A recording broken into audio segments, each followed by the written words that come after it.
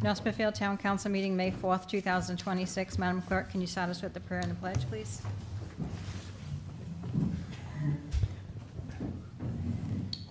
Thank you for bringing us together today in a spirit of generosity. May we honor one another by keeping an open mind. May we voice our truth and listen with an open heart. May we discern your will to unite in a fruitful outcome. I pledge allegiance to the flag of the United States of America and to the republic for which it stands, one nation, under God, indivisible, with liberty and justice for all. Roll call, please. Mr. Biragad? Here. Mr. Cristofaro? Mrs. O'Hara? Mr. Punchak? Here. Ms. Alves? Here. Executive session, closed session, discussion by council vote or other action pursuant to Rhode Island General Law 42-46-5A2. Sessions pertaining to collective bargaining or litigation, or work sessions pertaining to collective bargaining or litigation or potential litigation. 1 Pound Hill Realty LLC versus Town of North Smithfield, case number PC 1999-1811. Someone like to make a motion to go into executive session? I will make a motion to go into executive session. A second. We have a motion and a second. Any further discussion? Roll call, please. Mr. Biragad? Yes. Mr. Cristofaro? Mrs. O'Hara? Mr. Punchak? Yes. Ms. Alves? Yes.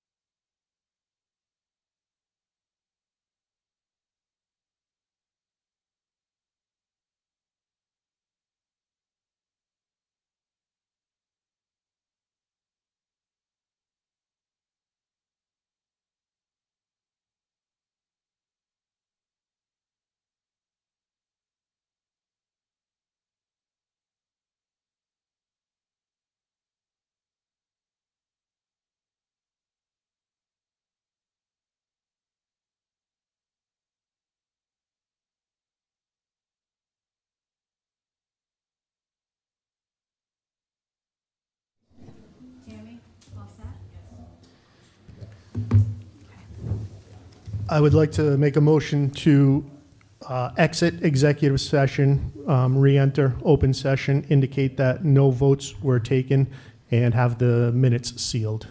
That's a motion. Is there a second? Second. Any further discussion? Roll call, please. Mr. Biragad. Yes. Mr. Christopherow. Recuse. Mrs. O'Hara. Mr. Punchak. Yes. Ms. House. Yes. Open forum pursuant to 42-46-6D, maximum 3 minutes per person. Anyone signed up? Anyone want to sign up for open forum? Anyone? Okay.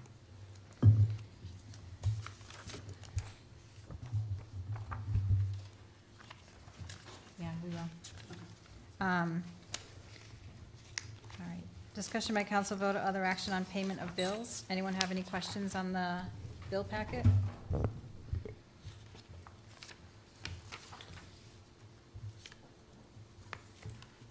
You gonna ask about Prism Lights, Rebecca? The two $830 replacements on Grange Road and Woonsocket Hill Road? Figured we saved that for you. I've been waiting. So we had to pay for replacements, that's not included in our maintenance? No, Oh. no, we've done that before, that's part of the contract. Okay, what's It's the above and update on the beyond. contract? I know that you I'm guys pretty are. sure Ray had reached out to you, he told me last meeting that he was gonna reach out to you personally. No, All but right. that's okay, I'll connect with Ray. Yeah. So has that contract been finalized? I'd have to get an update from him, and I Okay. had assumed, I told him last meeting that you'd be asking about it, so. Hold on, so, okay, so it's $3,400 a month for maintenance, and then we also have to pay. Above and beyond for specific repairs, yes. Interesting, okay. Looking forward to the new contract, hopefully. I'm sure. It's not as exorbitant as this. I just had one question. On the irrigation system, was that at Pacheco Park? It would have had to be. Yeah.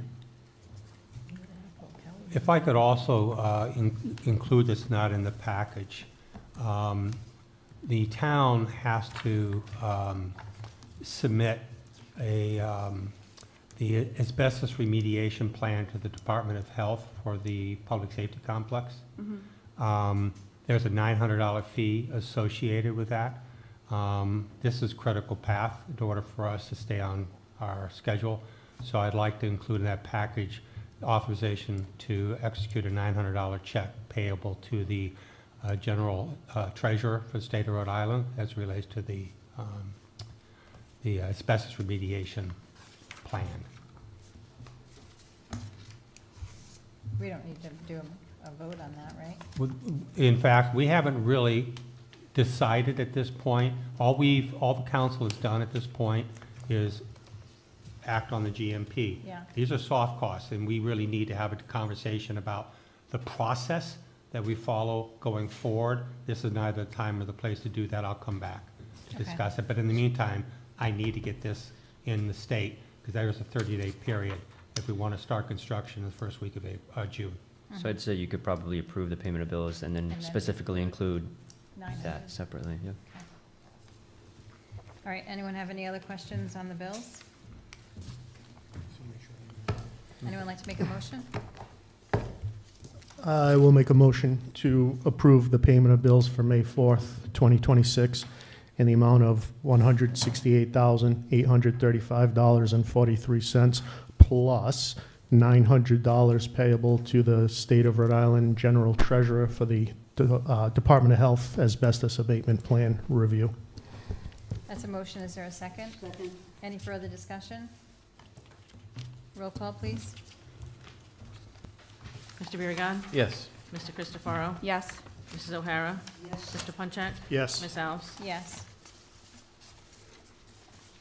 Old business, renovations of North Smithfield Public Safety Complex, project capitalization. One, discussion by council vote or other action on North Smithfield Police Station renovations. A, resolution of the town of North Smithfield authorizing the town to issue general obligation bonds and/or notes in the amount not to exceed $9 million to finance the construction, rehabilitation, and improvement of the town's public safety complex located at 575 Smithfield Road, North Smithfield, Rhode Island. And B, resolution of the town of North Smithfield of its intent to fund annual interest and principal payments associated with the $9 million of general obligation bonds to finance the construction, rehabilitation, and improvement of the town's public safety complex with the town's unrestricted funds for fiscal year 2027 and fiscal year 2028. If I could add to this, the first resolution is the resolution that is required by the bond rating agency. There was a discussion at the last meeting of can we include in that resolution the approach to using the unrestricted fund balance for that. The bond counsel said don't put it in that resolution, it's too confusing. That's why I prepared two resolutions here. One as it relates to codifying the previous action by the council to borrow $9 million. The second one is the intent, because you can't obligate future councils in using general funds, or unrestricted funds, I'm sorry. Anyone have any questions? Just one thing I wanted to point out. So the $9 million resolution refers to it as the public safety complex. The second resolution refers to it as the police station. Yeah. Can we? We could change the second one to the public safety complex, because that just makes it consistent. We've always referred to it, right or wrong, as the public safety complex. So I'll change Consistency the is second key. resolution. You would change that. Okay. And then it's going to have to be changed throughout, too. Yeah. Town administrator? Yeah. Last we met on this during our special meeting, you had itemized essentially bond amount, principal, interest, total debt service, and then we have an understanding of the implications to the taxpayer, potential implications. Based on what the fiscal advisor had prepared, yes. Right. You mentioned that you were going to post this to the website. Has it been posted? I believe I did post that on the website. I'll double check with my assistant when I Okay. get in Monday or tomorrow, but I believe we did post it. Okay, only because I'm still receiving questions about, tax implications Yeah. and how can we make a decision without understanding, essentially Yeah. the impact to the taxpayer. But I want to just go through what you've articulated here, just so our residents can have an understanding. So I think collectively, we're all siding on 9 million and obviously entertaining the $2 million reserve resolution. So in the event we were to agree upon and approve the $9 million bond, the estimated tax rate impact per home value, so a $350,000 home, that tax rate impact would be $115 per year. With that being said, though, at the time that this was calculated, that rate was at 33 cents per $1,000. So that has since changed because the rate dropped. So now we're looking more like 27 cents to the. That's correct. Okay. So although I'm reading off what was initially articulated or calculated rather, it's going to be lower based on the rate change. Which I can have the fiscal advisor, if you would like, to rerun those numbers at the lower coupon rate. I think that would just be helpful Sure. for the residents to see, and then I just want to go through the other two home values. So estimated tax rate impact per home value, so a $550,000 home, the estimated tax rate is $181. That's at the 33-cent mark. And then lastly, for a $750,000 home, that is $246 per year. And again, that's a little bit inflated because that's the 33 cents per thousand. So we do have an understanding at this point of the tax rate impact. With all of that being said, in the event we do approve the resolution to use reserves for 2027 and 2028, we would not see the impact on our taxes in relation to this bond until 2029. That's correct. It will not be part of the levy. Okay, I just wanted to get that on the record in the event that folks didn't watch the special meeting. So you submitted a budget, right? Yes, I did. So is there an associated levy with that budget? Take this police station out of the equation. What is the associated levy for your proposed budget? Do we know that? 3.735. 3.735 increase. Yeah, What was it what did we increase last year? it's around 2%, I believe. 2%. Okay. Question? I just want to Go make ahead. mention, I don't want to lose sight of this. All With that being said, though, David, Mhm. our bond to debt ratio as of 2027, right? We're going to pay off a significant amount of debt. Yep. Well, that's already, That's in that'll this that'll current be fiscal year. out in the next fiscal year. Yeah. It's paid. Right. That's right. So then this kind of just segues Right. into. And that's important to point out, because when the fiscal advisor looks at the impact, I don't believe the fiscal advisor looks at the retirement of debt. Right. They look at the increased debt associated with the bond based upon the taxable base. Mhm. They don't look at the fact that we're paying off basically what is a $1.3 million reduction in our debt costs for the coming fiscal year. Mhm.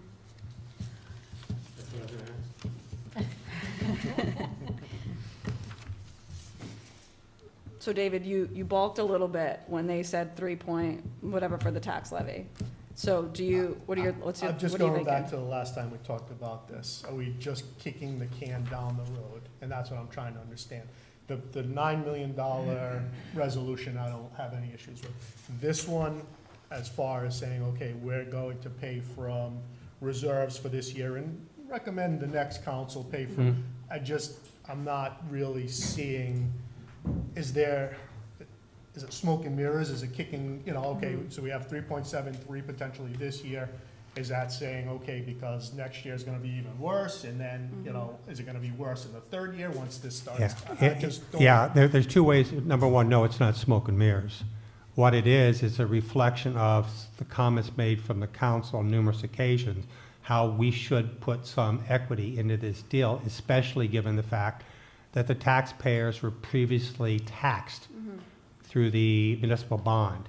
So therefore, don't tax them again, let's use the money, and that basically is around 1.5, 1.75 million. So effectively, it's responding to that concern over 2 years, but what that also does, it gives us a 2-year window, knowing full well that in the fiscal year after that, those 2 years, this is going to kick in. We have to start putting that in our front sights and understanding where we need to get the budget at, so that when that happens, it doesn't hit the taxpayers. Also keep in mind, in the third fiscal year, we're paying off another bond, which amounts, that's the school bond, which amounts to, what are we paying debt in? About $1.2 million on that is being paid off. However, we have to also understand that there's still going to be costs that we're going to have to invest in, maybe a roof at the high school. We don't know yet, but the point is, those 3 years is going to put us into a new year where we're paying off a lot of debt. So and that's why our fiscal advisor said what he did, and that is, our overall debt position is incredibly competitive, and not to pay for it out of debt doesn't make a lot of sense. And then based on our conversation last week at the special meeting, we also discussed that given our collection rate, even if we were to use reserves to pay the first year, principal and interest, that our collection rate essentially equalizes or washes out the reserve payment that we would be using towards this. I think in the administration's budget, we still assumed, and correct me if I'm wrong, Tony, we're still assuming, what, a 98% collection rate? Which is still well over 1% lower than what we are collecting. So theoretically, we can, when doing this budget, tweak that back up based on historical experience, where we're running north of 99%, and that will help roll back some of the levy increase. Okay. But my only caution is be careful when we do that, only because we can't predict the future, and we were down at 98% not that long ago. Now we're up at 99%, but with the overall cycles of the economy, that could tick up again. We just have to be careful of that. Okay. Yeah, based on the data, we only have 2 years of over 99%. Fiscal year 25, which the audit was just presented to you, and the year prior. So we don't have a large basis of information of high collection yet. Okay. But I think if we're taxing people to a point where we actually have almost $1 million over what we need that we're putting into reserves, I think Need to revisit. exactly. We're doing something wrong with the taxing. Maybe we shouldn't tax people so much if we're going to have $1 million extra at the end of the year. And that's the conversation that we had. That That's if- correct. If the budget can be kind of Yeah. re-examined to see like where are we saving all this money that we're coming out with a And some of that $1 million is, surplus. again, the collection rate that we've already discussed.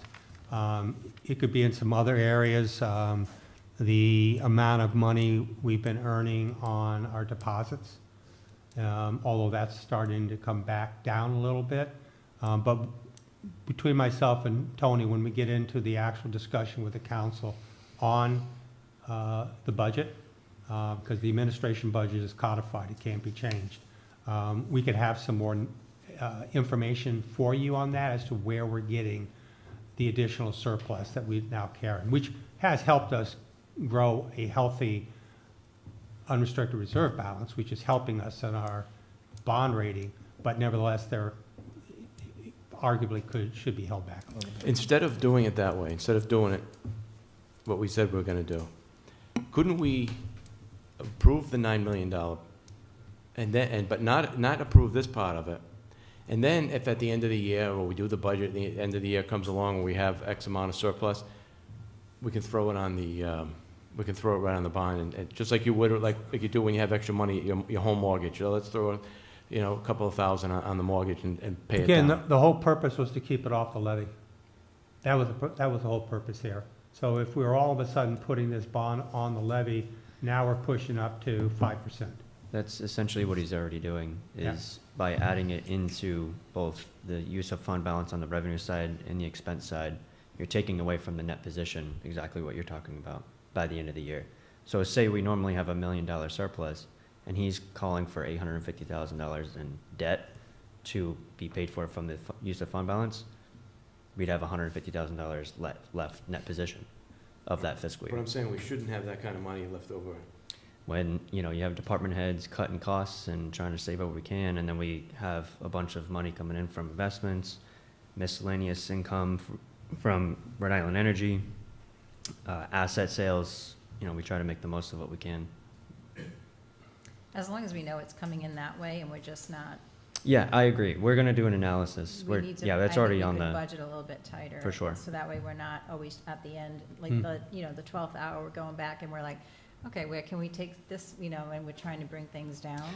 yeah, also remember, which is part of a future discussion, we won't be leaning on reserves anymore going forward either in future fiscal years. So part of the operations where we would, squirrel money away, we won't have that as something to lean on in the fiscal year anymore. And the levy won't necessarily go to 5-something% because we haven't done the budget yet. Well, just- that's true. I'm just saying, if, I can only discuss it from the perspective of the administration budget. Right. If all of a sudden the administrator's budget, we throw on top of that also the bond debt cost, then it's going to push us over 5%, based on the administrator's budget. You guys, obviously, based on the administrator's budget, the budget committee's budget, and your own thoughts, you can manage that. Right, but we have the benefit of that knowledge now when we go over the budget, where you didn't have the benefit of that That's correct. when you did yours. Tony, can you expand a little bit on that comment you just made regarding the reserves? So I've brought it up a bunch in prior meetings, but the reserves that that the council approves every year when there's any type of net position after a fiscal year is completed, we will earmark certain funds from that to certain projects or, to supplement the budget. Like when we cut a couple of things in the police budget, we said, all right, well, instead of, you guys have $25,000 left over from the previous year to fix your vehicles, you guys are gonna use that. Okay. Instead of putting it into the budget and taxing the taxpayers Right, again. okay, Using that, crutching ourselves on that is going away. okay. It's improper accounting. It's been a thing that the auditors have advised against for years prior to me even being here. And that's for later discussions and how that's Okay. gonna process, but that's essentially what's gonna happen. Whenever there's a net position at the end of the fiscal year, it goes into the fund balance. It goes Okay. towards the fund balance, and then we have separate capital funds, a capital fund for capital items, Okay, large okay, capital items. Okay, thanks. So with that being said, we could have higher surpluses than Just our or budgeting surplus. deficits, depending how we lean on it, yeah. Mhm.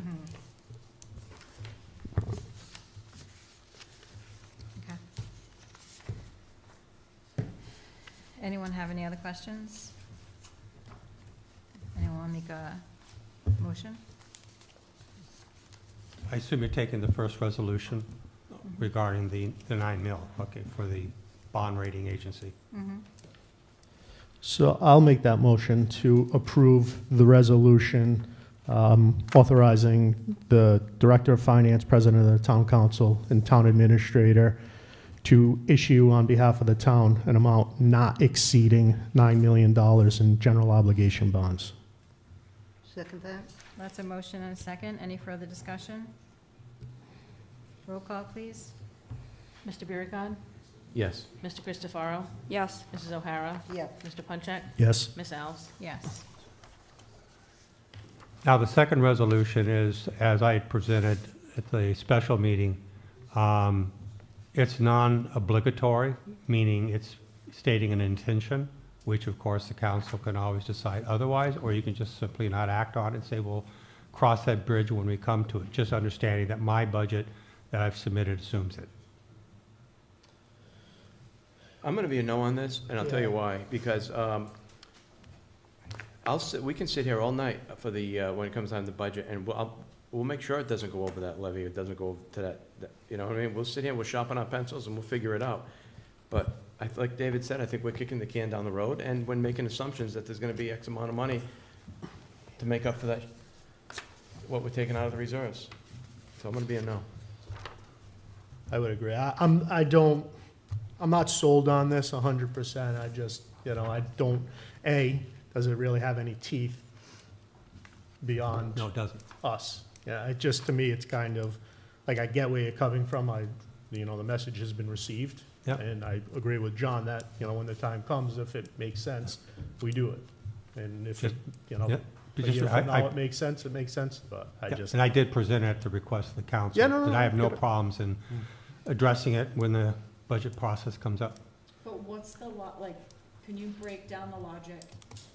Can you break down the logic and why you do not want to use, at least for 2027, within our power, the reserve for? I don't need a piece of paper telling me what I think makes sense or doesn't Okay. make sense. So you're saying, Let's- let's leave it to budget, and then when we come to budget, we can say, okay, let's use our reserves this year to keep the levy down because we can't really sharpen our pencils anywhere else? Correct. Okay. So you don't want to commit us to this until budget? I don't really think we're committing us to anything, so it's kind of like. No, but we it asked is. them- At least for 2027, it would be committing us to reserve for interest and principal. It's stating an intention. Yeah, it's Intention, not- Yeah. okay. It's Yeah. not like we're gonna do it. Okay. I mean, it'd just be nice that we're already used that money for something that, other than the police station, but. So does anyone make a motion to not accept it? Can we could just Just table let it go? Yeah. Vote. Just let it go? Okay. All right.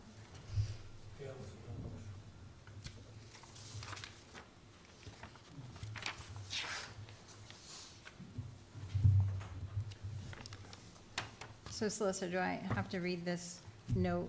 You don't need to read you do not need to read the note. Okay. It's published, you can call the item and discuss it Okay.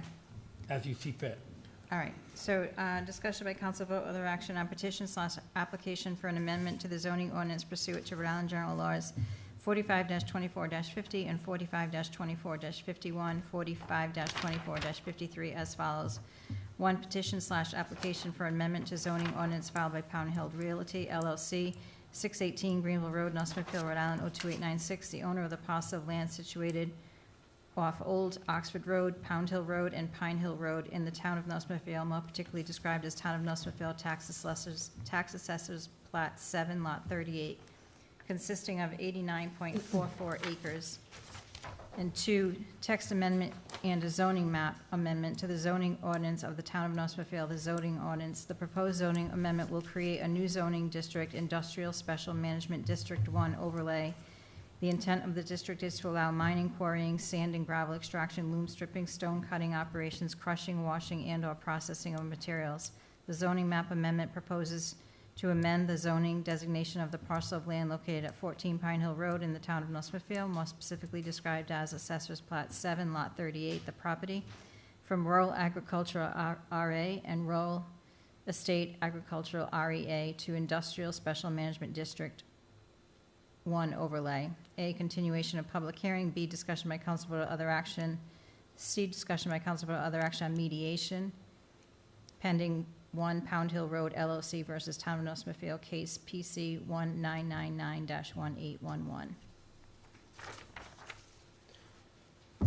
So can I give an explanation before I make a motion? Hey. Okay. So we were provided the memorandum of understanding tonight for the first time. And after discussing it, there are things in there that the town council thinks needs to be modified, changed, whatever. Basically, we are not accepting it as it was first presented. So with that said, we are individually going to review, individually going to give our feedback to the town planner and the town administrator.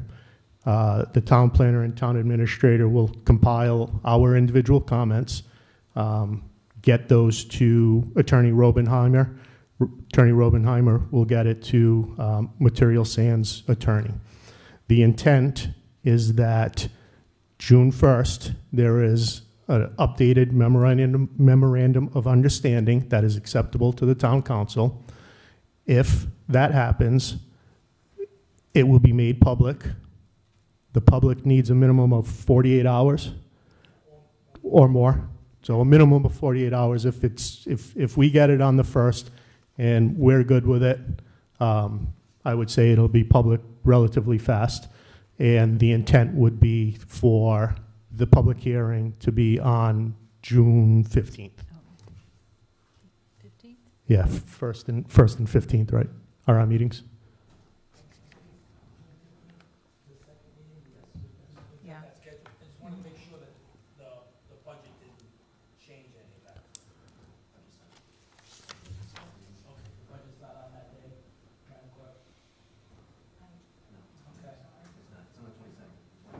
So did I get everything properly? Okay, so with that said, I will make a motion, and all I'm doing is moving the public hearing to the 15th, right? Actually, moving items B1, B2, and C1, Okay, all three items. okay, so I would like to make a motion to move items B1, B2, and C1 to a date certain of June 15th, 2026. That's a motion. Is there a second? Second? Any further discussion?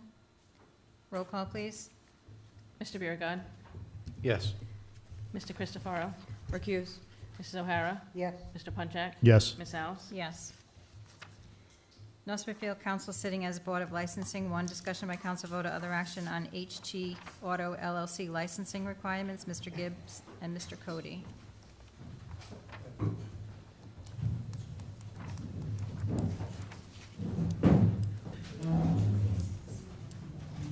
Good night.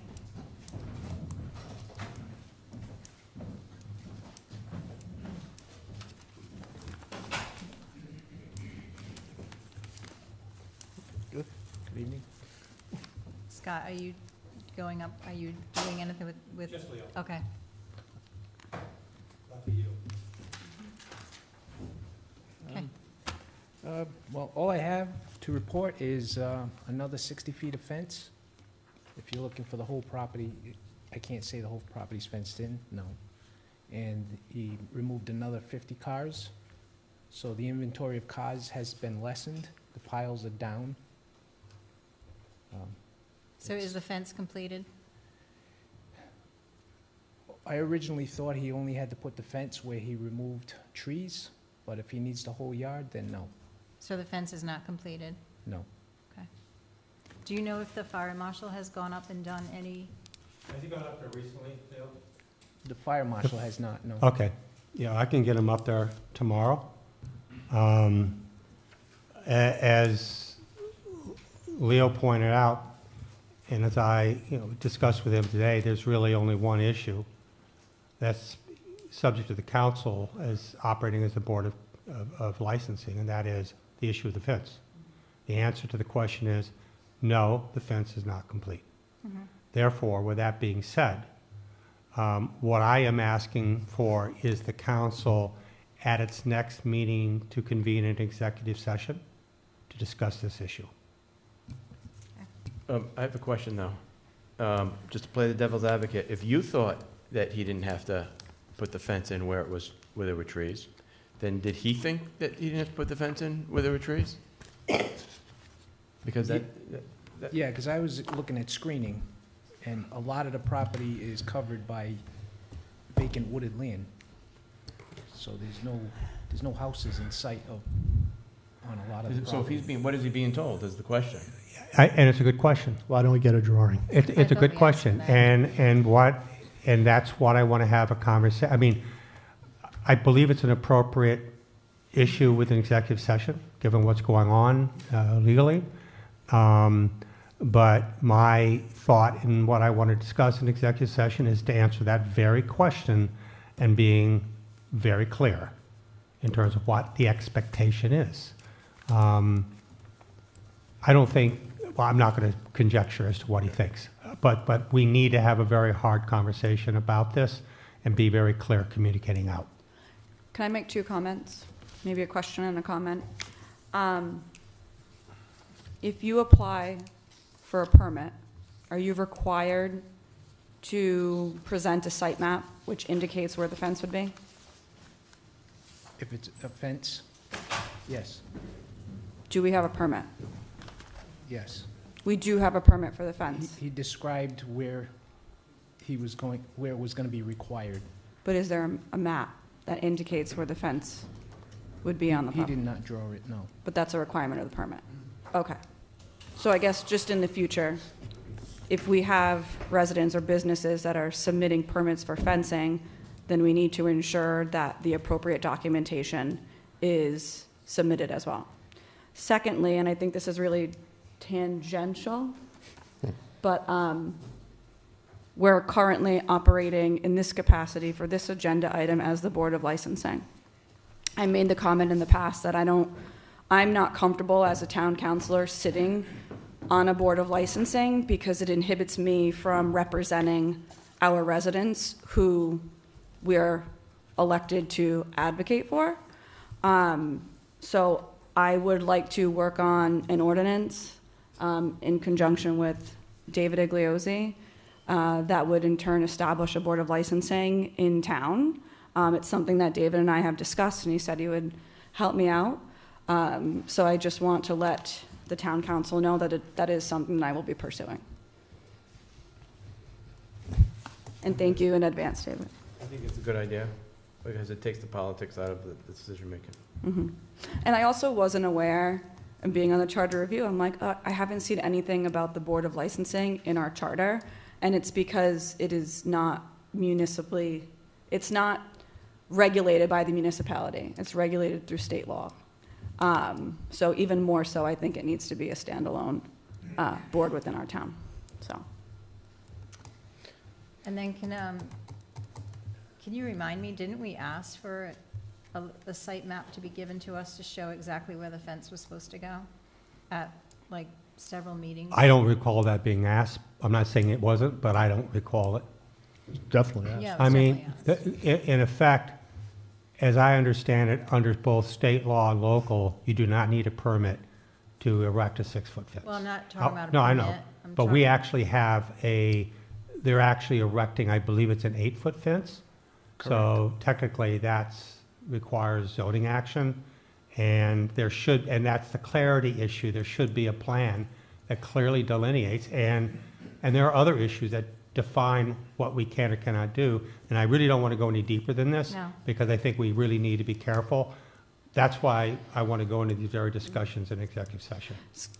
Scott, I know residents in town who have had to apply for permits to put up fencing. Under state law, Okay. fences specifically are not required for building But permits. do we require that at the town level? I believe we, in our It was ordinances, in the ordinance, it's in the permitting software here. When I okay, came to this town, it was already there. okay, It's not covered, fences are not in the building code. They're exempt from building. at the From north, building the permits. North Smithfield municipal level, it's exempt in the building code. The North Smithfield zoning requires it. Okay, Under state building code, it is not required. okay, but our town law takes precedent over state law. If we have something that's stricter, and David, correct me if I'm wrong, but if we have something that's stricter than the state law, then our town law supersedes the state. So just because the state law doesn't require it, does not mean that our town doesn't. So it needs to be a one-size-fits-all. We can't have residents that are paying for fence permits and businesses that aren't.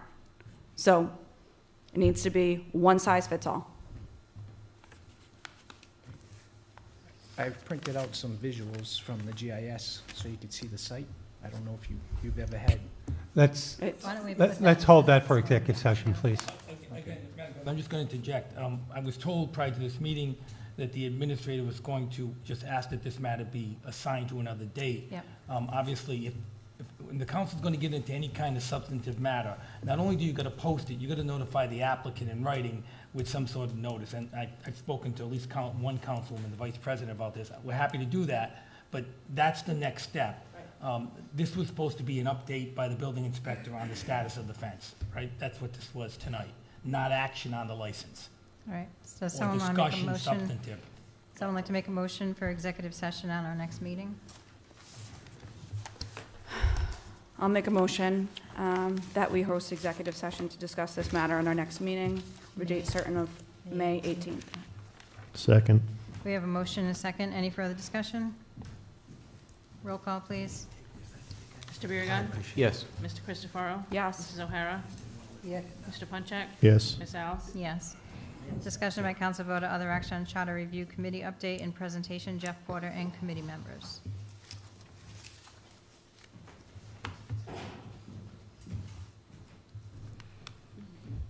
Oh, of course, that's going to crash out on me. Okay, so it's been a while. How are things going? Our Charter Review Committee has been at it for quite some time now. We've been meeting since June of last year. We've taken a really deep dive into the charter as it stands. We've gone section by section. We've met with multiple committees that are mentioned in the Charter Review. We've had the pleasure of the town solicitor joining us at some of our meetings, providing guidance. So we focused on three substantial areas. One being making some significant change to move the town forward. Another one is state law compliance. And then the other one is general cleanup and updating outdated language. In your packets, you should have gotten our initial report plus another 42 pages from General Code. General Code in conjunction with the town clerk, did their review of our charter and really highlighted a lot of the areas that just need updated language, clarification, and the like of that. So we could end up with, hundreds of ballot questions. And one of the things that we don't want to do is have voter fatigue. So in the report that we presented, we have those three areas in three sections that we felt are pretty substantial and needed in our charter to move forward. So rather than talking through all of them, our committee is here, accompanied with Beth and Greg. Kevin's not able to make it here tonight, but all of the work that we've been doing is pretty. I think it puts the town in a very good position moving forward, and it's helps us out to get kind of cleaned up and responsibilities better defined and the like of that. So I'm going to turn it over to the Vice Chair, Greg Burnett, and let him talk about the first section. All right, thank you for having me. The Charter Review Committee is recommending that the town adopt 4-year staggered terms for town council in place of the current 2-year model. And I'd like to briefly share with you our rationale for making this suggestion, and then of course we're happy to field any questions you have about it. First and foremost, we think that a 4-year staggered term model would promote better governance. We talked a lot about the benefits of institutional memory on the council. The prospect of having an entire council turnover, maybe 4 out of 5 seats turnover in any given election year, strikes us as likely to undermine good governance. And it's our understanding that the learning curve, how to be a town councilor, is rather steep, that it might take any new member several months, maybe a year, to get up to speed to really find their footing. So the staggering, we think, will ensure continuity, stability on the council. No more than 3 seats could turn over in any given election year under this proposal. The longer term length ensures that this learning curve is not consuming such a large portion of a new member's first term. So our thought is that by year 3 or 4, that new first-term counselor might be a much more effective member of the council, that you accumulate knowledge, expertise, experience, you form increasingly beneficial working relationships with the TA, with the administration, staff, various boards and commissions. We also think under this kind of better governance banner that a 4-year term is more conducive to a kind of long-run thinking, planning, a more future-oriented perspective on the town's well-being, on its priorities and interests, the town's infrastructure, its capital planning, and so forth. In addition to improving governance, we think that it might make our campaigns and elections a little bit healthier. So we talked a bit about the costs and pressures of campaigning every 2 years as being quite high. We think that going to a 4-year term would mitigate this, and we thought too that it might incentivize more folks to consider running for town council in the first place. People maybe very interested in governing, not so interested in kind of perpetual campaigning. Talked a little bit finally about a ballot with fewer town council candidates, perhaps being leading to kind of more informed voting, more informed voters. The thought being that a ballot with, say, 10 people running for 5 seats is more cluttered, maybe a bit more hard to navigate. Voters have to learn about each candidate to cast an informed vote. And we thought that having, say, 6 candidates for 3 seats in a given year might better promote that. So for these reasons, we thought that proposing a staggered 4-year term model for the council would be in the best interest of the town. Thank you. May I comment?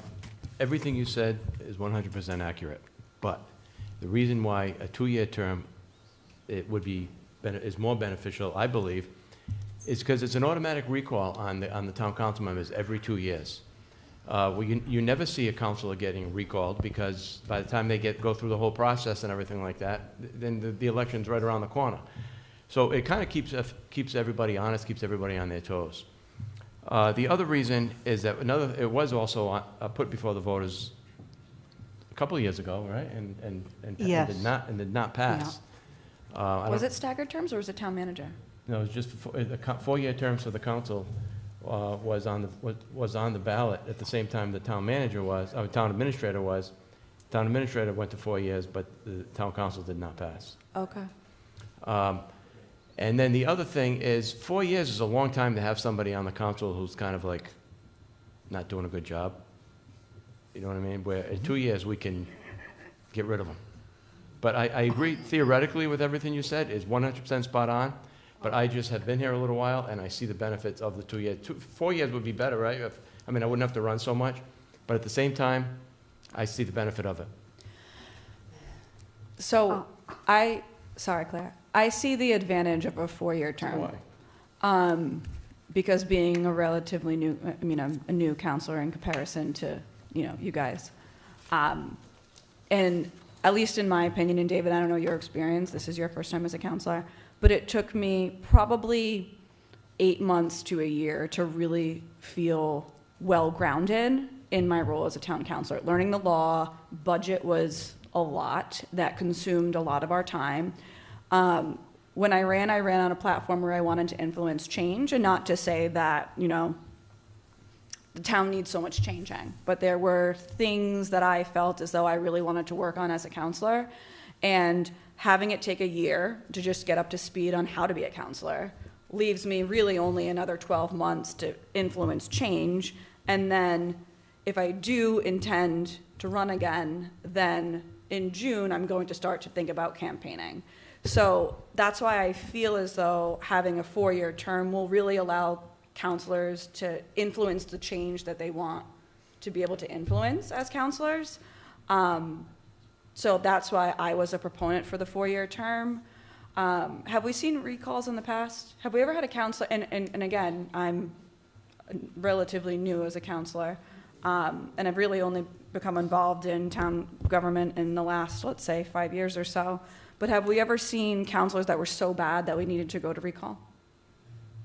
I don't think it's more an issue of a council being bad, but it could be also used as a political tool to really go after somebody who a certain group of people don't like, that can really make your life miserable by making you go through a recall. I can see that happening in this town. We also have a code of conduct. So I do feel as though, even though it doesn't have quote unquote teeth, I want to say at the moment, we do have a code of conduct. So I think as a town councilor, you're running with an understanding that there is a code of conduct that we should feel relatively obligated to. Let's remember that when election season comes. Yes. I'm sorry? I said, let's remember that when election season comes. Yeah, right. I appreciate all your work, but sometimes when I ran, I had no money. It was more or less, people asked my student to help me, and and even when I was sick, I got in because of write-ins. I've been always active within my schools. I was taught within the schools for 37 years, and with the other, my job teaching at the prison, that makes 47 years. And sometimes there are people, and I'm looking at people right out here that have such a commitment.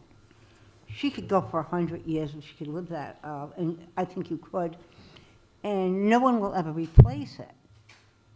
So sometimes people spend a lot of money to get their name out, but this is my home. This is where I'll be. I was born, I'll be buried, and our community is very special because of the people in them. Well, I've never attacked anybody, so if you have a code of ethics.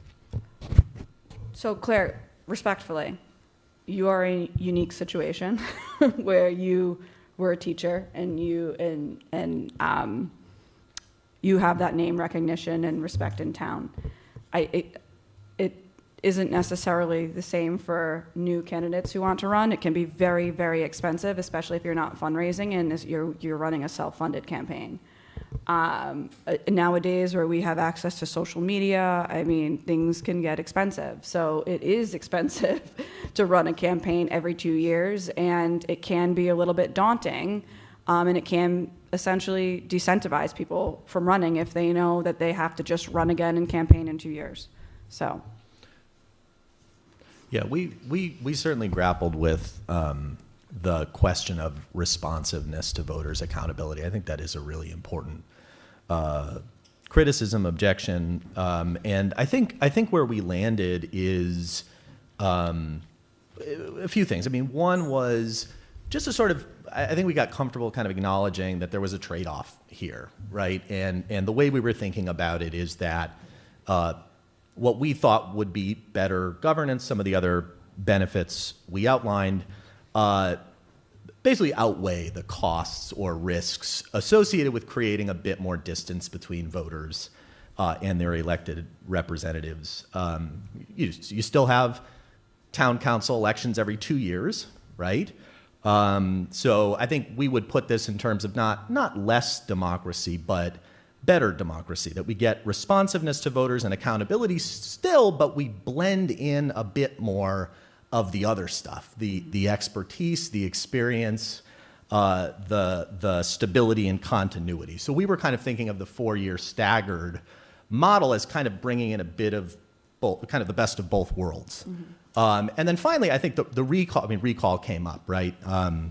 You know, and our thought was that that is kind of an emergency lever, kind of a safety valve. If you have a town councilor who's particularly, you know, abusing their power, a rogue town councilor or something, we thought, you know, that's why we have a recall provision in the town charter. I guess the other thing I know Jeff reminded me that another thing we did as part of the committee was talk to the school committee, and they actually had a pretty favorable set of things to say about the 4-year staggered model. I understand they went to that model somewhat recently. But that's absolutely something that we thought a lot about, and I think it is a trade-off. I think too, the town administrator is on a 4-year term. Just looking to make Scott's job a little bit easier, but I think having a town council that's also serving for 4 years better allows for that continuity between town council and town administration. Like Scott's not, in theory, right? Scott wouldn't have to learn new counselors. We wouldn't have to transfer that knowledge, bring people up to speed. The projects that he's working on in partnership with some of the town councilors can just continue. Like there are a lot of projects, we've talked about so many projects over the last 2 years between the police station, Hallowell, the senior center, to work so hard on moving those things forward and then potentially either not run again or not get elected again and not be able to continue to see those projects through is also a little bit of a deterrent. Like, why am I going to put so much energy into advancing the town when I may not get reelected again, or I may not be able to be to run again in 2 years, and then I can't see these projects through. So I think it's the continued partnership between the town council and the administration that I see as beneficial, and really being able to see through these long-term projects till the end. You know, I know that people get very frustrated with the inefficiencies of how long things take, but government's supposed to be inefficient. It's designed to be inefficient. And Not if I ran a government. it is. It's John. designed. That's the way our founding fathers designed our way of government. It's not supposed to be an efficient process. It's supposed to be a lot of hills, a lot of hoops you got to jump through. And I think what's your name? I'm sorry. Greg. Greg, you did a great job. 100%. You really did. I'm impressed. It's just not something I support. I'd like to understand if Kim, David, I mean, Claire, you voiced your opinion on it, but what are your thoughts? So I take a step back. Are we saying whether or not this goes on a ballot? I don't really want to be the person to say that the people of the town do or don't get to vote on it. As far as my opinion on it is concerned, I think a 4-year term would be better than a 2-year term. Just government, yeah, maybe it's designed to be painfully slow. It's painfully slow. And I think that, 4 years,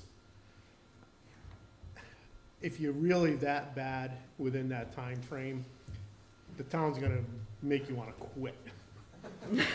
Especially this town. Am I wrong? People are you're gonna get harassed enough, you're gonna say, okay, I don't want no part of this, I'm leaving. Someone else fill in If for you me. think You're resigning. if you're going to quit because you were harassed, then you don't belong. You got thin skin. You're too thin-skinned to be involved in politics. And if you don't answer a negative with a negative, but you answer with a positive, you get a lot further. And it's old school, but guess what? Ask that lady. She's turned a lot of programs around, gotten a lot. And she's short. Short people do better. So- David, do you want to just finish your thoughts there? Do you have any further thoughts? No, like I said, I don't want to say to the town, you don't get the opportunity to vote on it. It's basically the thing. If the town says this is a good idea, my personal opinion is I think a 4-year term would be better, staggered, but, I'll vote to approve it. So I think that's probably one thing that I missed in my introduction for this, is that tonight we are purely introducing what we would like to see on the ballot come November. There's a particular timeline, which David could probably do a much better job at outlining, but we were hoping that we would get initial feedback this evening, reconvene as the Charter Review Committee at our next meeting, make any tweaks that we saw fit, and then at the next meeting, we would have the council essentially vote on it. Then that goes to the Board of Canvassers. They have to certify it, and then that goes to the Secretary of State to be included in the ballot. That process needs to wrap July. The Board of Canvassers needs to sign off on it in July. It's actually the first week of August. First week of August. So, So that- all action has to be Yeah. taken, has to be sent to the Secretary of State by, I'll say August 5th, but it's usually that first week in August. So that's, we wanted to obviously get feedback from the council. We'll reconvene, and then at our almost the next meeting that we're here, we would have public comment. You can certainly hear from the public. We've had a little bit more attendance than the Hallowell Review Committee has had at our meetings with public comment. So there have been some folks that show up and voice support one way or the other. Some of the representatives from other committees have come to our meetings and spoken. The administration has come and spoken at our meetings as well. So we've gotten a lot of feedback too, in addition. So this is just like the first step of a few more that we need to take. Jeff, I might be too late to make this suggestion, but I'm going to just run it by you. Sure. Right now, there's no provision in our town charter that says what happens if somebody who was elected between Election Day and December 1st is either unwilling or unable to take the seat. Okay. Right now, so if somebody is unwilling or unable to take the seat who won the election, we automatically, because there is no provision, we have to go to a recall election. I'm sorry, not a recall, I got recall in my head. A special election, Mm-hmm. even though we just had an election. So would it be possible to have in the town charter that if somebody who is in the top 5 is either unwilling or unable to take their seat between that time period of Election Day and December 1st where they're sworn in, the position will go to the next highest vote getter? Instead of, now after the 1st, then we have to go to a special election. But just during that week, those Sure. 2 weeks, where it's, it's kind of like a limbo. Mm-hmm. Someone doesn't want the seat that they were elected to, goes to number 6. I'm going to defer to the solicitor because the Board of Elections, we did talk a lot about the elections in our charter, which we did find is mostly governed by state law. So Okay. we can't make any of those adjustments. So I'll let David answer your question, but. That one particular week, we could address. Okay. And we could do that. There are towns that do that before they get sworn in. Right. That's what you're talking about, not after they're Correct. sworn in. That's correct. Okay. That's one Sir, week. take a look at it. And I'll just add, if I may, Madam President, only because I should have brought it up to the board. If you do end up approving or recommending staggered terms, we have to make sure that the term limits for the newly elected people if you're assuming you're leaving the 8-year term limits, would not begin for any new council person until 2030. Because somebody elected in 2028 would have 2 years if they're not the top 3, and then get reelected, they'd be at 6, and then they get reelected again, they'd have 10, and they'd be violating term limits. So that person in that unique situation might end up being the 4th vote getter, but potentially unable to serve a full 8 years unless we put a provision in there that says they're excluded from that. We're going to have to do that. I'll bring it up at the next meeting. Okay. Just a way to keep, if the ball's going to keep moving that direction. It's a minor correction to the term limit provision. I just happened to think about it when we were talking about it. Sorry. I knew we have term limits, that's why. So what happens if someone is elected for, say they get the highest vote, they're elected for 4 years, then they come back, and they're only elected for 2? No. There's only one election with two, that staggered, that election only happens the first They're time. a 4-year. After that, Okay. everybody's 4 years. So it's just Okay. that first election cycle in order to get staggered. Okay. That's what that is. And obviously, anytime somebody is, or this is, your charter says 8 consecutive years. And so anybody who serves 8 consecutive years has to stay off for 4 years and has to wait 4 years to come back. Right now, it's 2 years you have to wait to come back. So you have to think about that, too. They might want to keep it that way, that they could wait 2 years. Because somebody on a staggered term, right, they get off, they do 8 years, they wait 2, there's another election, they could run at the end of 2, which is the way it is now. Okay. So you have to think about those things, but I'll bring it up to the board. I should have brought it up earlier, I apologize for that. Kim, what are your thoughts? I mean, I think it's a good idea, just because of the knowledge piece, but then, so then, for a 2-year election, there'd only be, what, 4 people run, 4 seats running, right? Like two school committee and 2 to council, right? Well, it'll be, every 2 years, it'll either be 3 council or 2 council. So that, basically, the first election, top 3 people get 4-year terms, the next 2 get 2-year terms. Then the next election, just those 2 are up, and the following election, the 3 up, and so on. After that, it's every 4 years for everyone, but they're staggered. So it'll be 3, 2, 3, 2 every election. Every 2 years, there'll either be 3 council people up for election or 2 council people up for It election. sounds very confusing, and I think we could probably do an infographic. No, it's just getting that it, first yeah. election. Yeah, it's the first one, but like, I think we would just probably need to educate the public on that. Yeah. No, I think it'd be great for the education piece and the experience piece, you know? But, yeah. Okay. If there's no other questions on that, I'll turn it over to Beth. Hey everyone, so I'm here to speak about the Personnel Board. So kudos to Jeff for having us reach out to every committee that is committee, board, commission that's mentioned in the charter.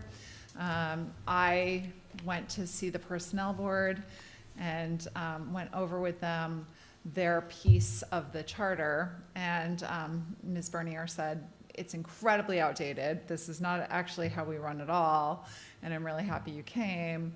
And so the first piece in there that we had to work on changing out was the salary piece. So it says that the Personnel Board gets a salary. They do not. Took that, removed that piece. The second part has to do with eligibility for elected positions. Mr. Igliozzi worked with us on making sure that that piece of the charter was accurate and up to the state standard. So we had to follow state law and change that out to comply with state law. The next piece that we went through were the duties. There's 5 duties currently of the Personnel Board that are listed in our charter. The Personnel Board only performs one of those duties, and that's to certify candidates. All of the other pieces, all of the other duties that are listed in the charter have been moved to other people to do. So we worked with the administration. They confirmed for us who was performing those tasks. And so we removed those in the update that you have in front of you. In addition, one of the things that the Personnel Board said that they sometimes do is act as a hiring committee if the administration would like to use them for that for non-union employees. And so we added that piece in. So that's the update. It's really a cleanup. It's just to bring up to date what the actual function of the Personnel Board is now, and it's just not been cleaned up sort of since that piece was written. And Beth, we talked a little bit about risk mitigation, because right now in the charter, it denotes responsibilities that Exactly. the committee is not, or the Personnel Board is not currently supporting, and it may open us up to risk in the future in the event a candidate could, If it says that the charter, if it says in the charter that the Personnel Board performs these duties and people aren't hired that way, we just want to make sure that it's accurate in the charter. Happy to answer any questions. Thank you. Sure.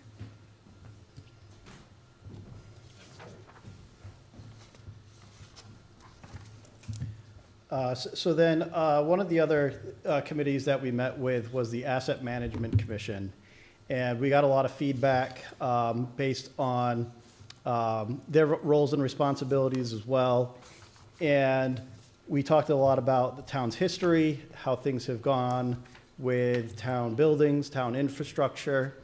So one of the things that we did discuss was the creation of Department of Facilities and Capital Assets.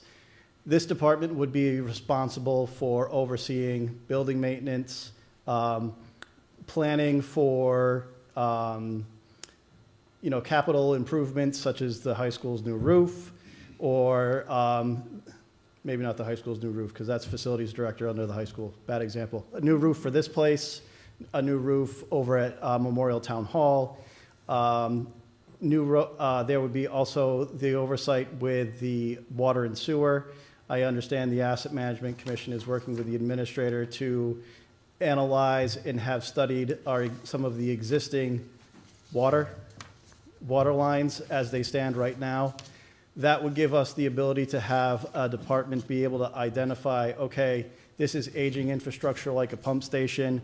We need to start planning for updates to that, or there needs to be, new equipment put in to make sure that the folks in Union Village have better water pressure and the like of that. So it's really just for, again, being proactive, making sure that the town is better positioned so that we are in, as I said, a proactive position rather than a reactive position. We've gone through this plenty of times in the past.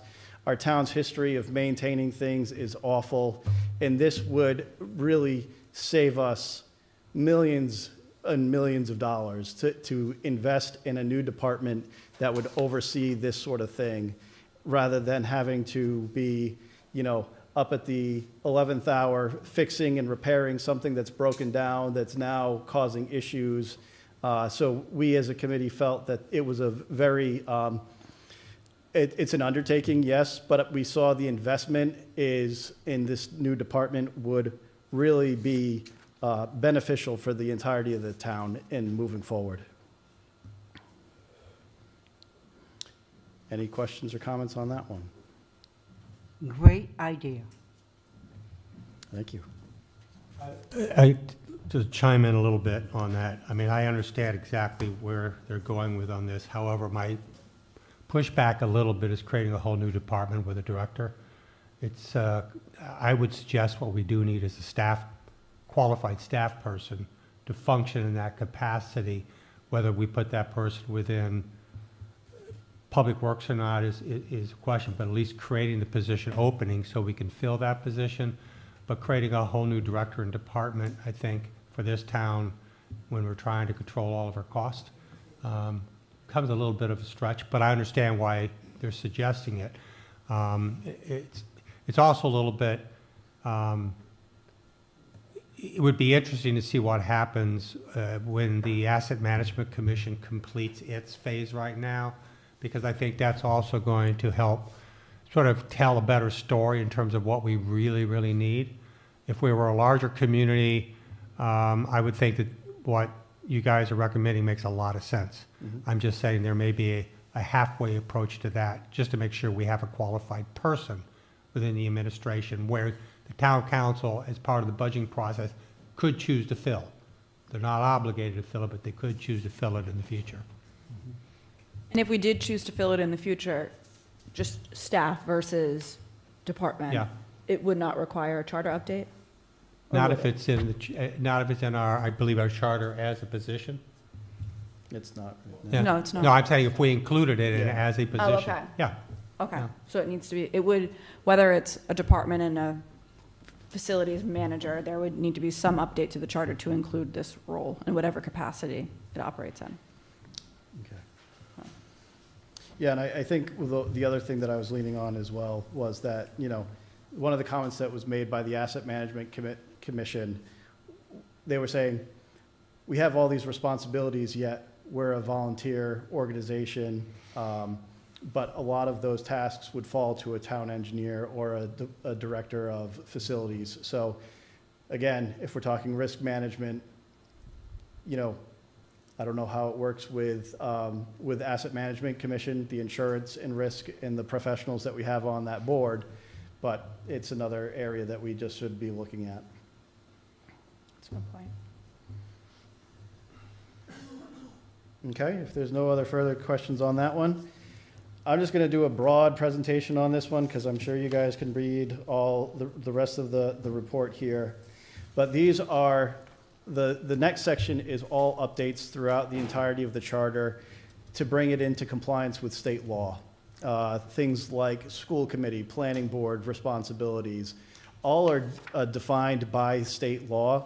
So we're including these state law updates to be referenced and noted in our charter, so then that way, whenever the legislator does adjust those laws, we're automatically in compliance with it already.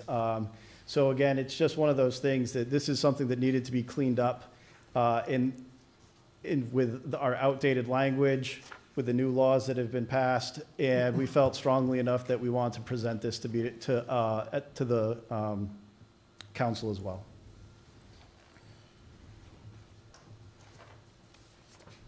I just have one comment. David pointed this out to me, and I'm surprised I didn't catch it. Question 10, on ethics compliance, all town officials and employees shall comply with the Rhode Island Code of Ethics, and then we struck out "and any local ethics provisions adopted by the town." I guess we can't say that town officials and employees have to comply to the code of conduct. Is that why we struck it? That was one of the general. Oh, code this was comments. general code, Yeah, right. So did we want to accept that by general, like, of general we code? don't or- have to. Again, we can't say that town officials and employees shall comply with the code of conduct. We encourage them to comply with the code of conduct. Well, you but- can't say it because that wasn't it might have been passed because it did not say shall. Right. Matter of fact, I can tell you that I voted for it because we took shall out of it. Mhm. And so it would have changed everything. You're changing the whole agreement. or the So whole then I vote. guess it does make sense to continue to keep it struck out, right? And that's just something that we would manage at our level. Yeah. Okay. But thank you, David.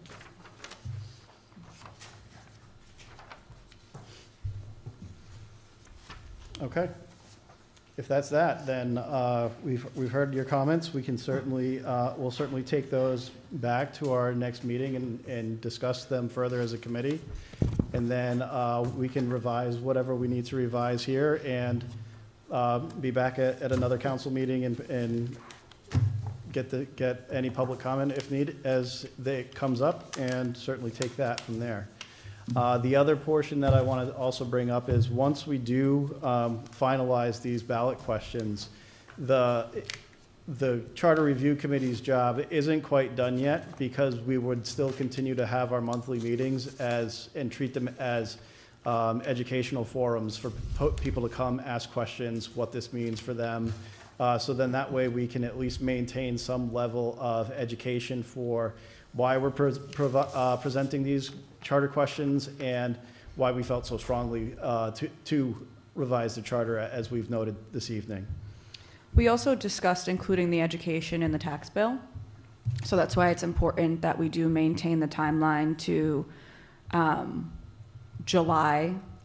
Well, we actually have to have them approved by the Board of Canvassers before July because the bill goes out in July. So, but we can talk timeline at a later date. So yeah, just in order to reduce the cost of education or sending out mailers, we thought that we could just piggyback on the tax bill and include that education in the tax bill.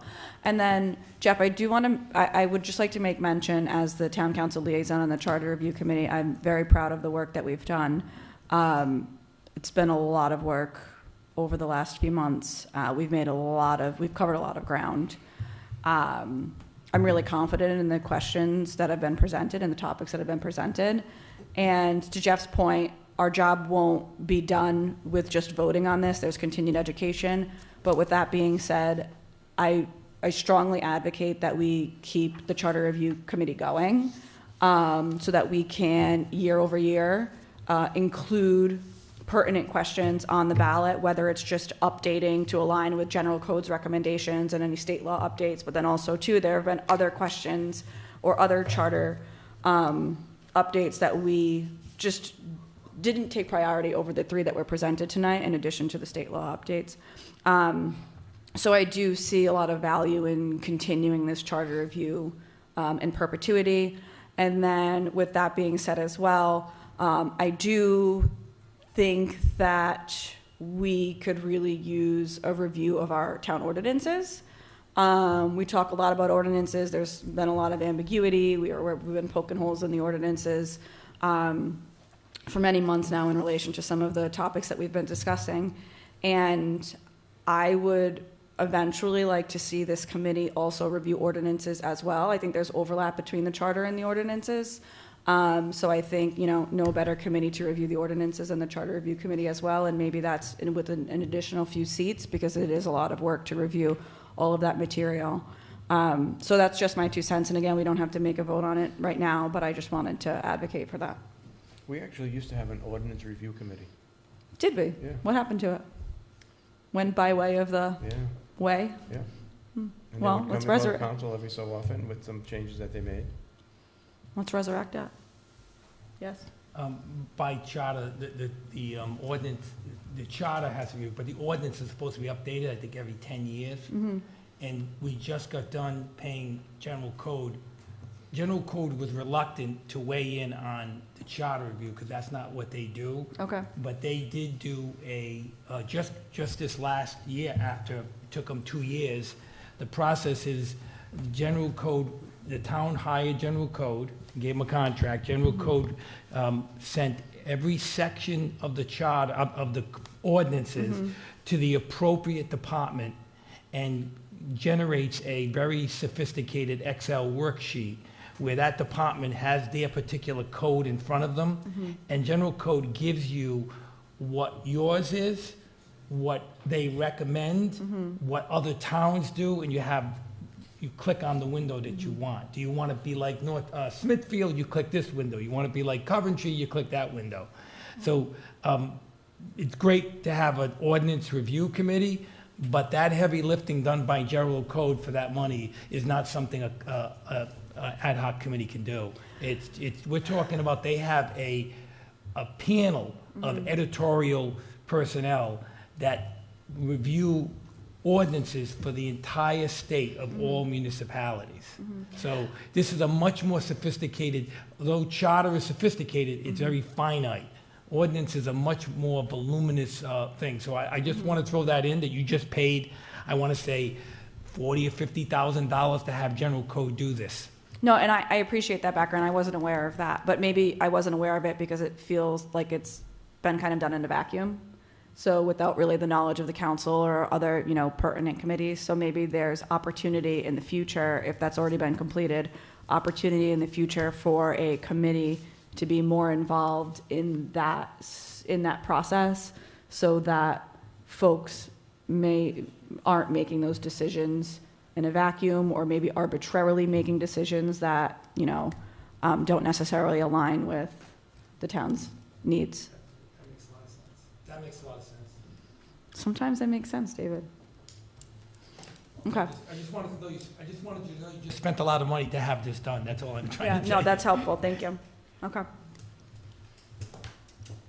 All right, thank you very much. Thank you. Thank you. Thank you for all your work. Discussion by council vote or other action on multi-generational project. Mr. Gibbs, 1. Yeah, go ahead.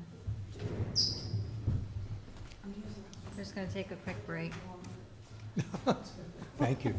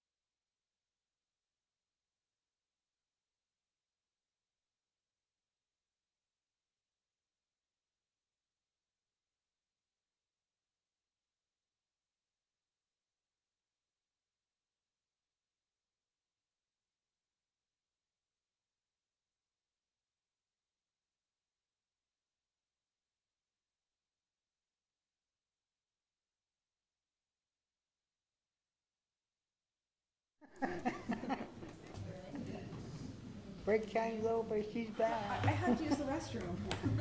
Discussion by council vote or other action on multi-generational project. Mr. Gibbs, 1, presentation of senior center multi-generational project, and 2, resolution of the town council.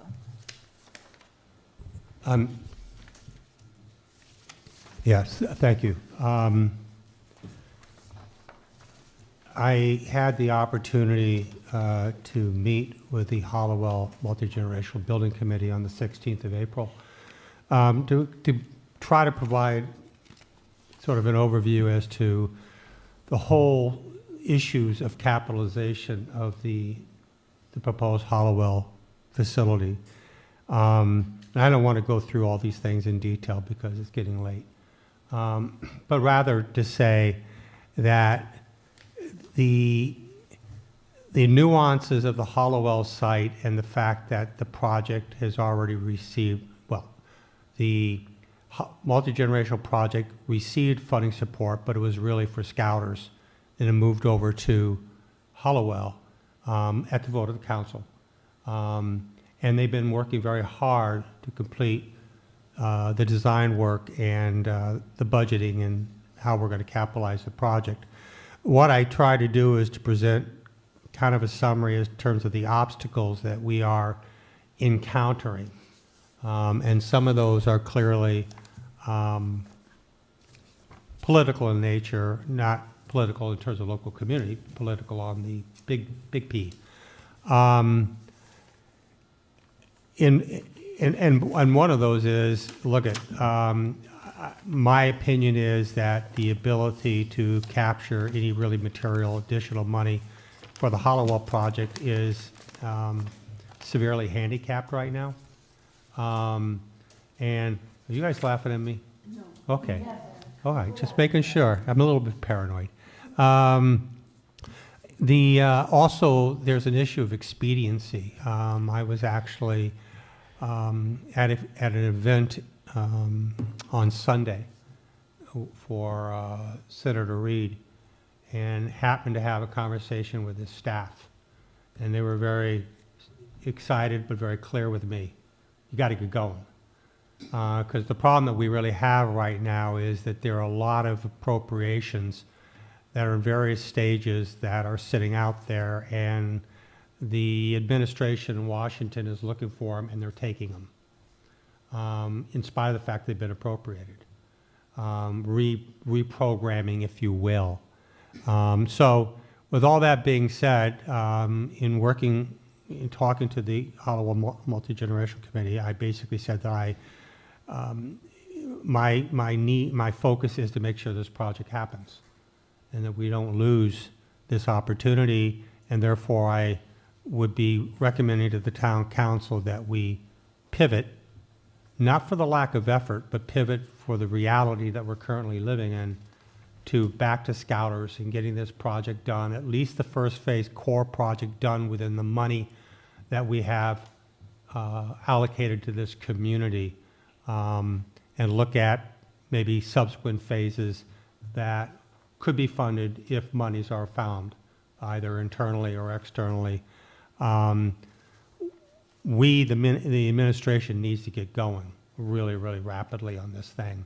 And this, in my opinion, is the only way that we achieve that.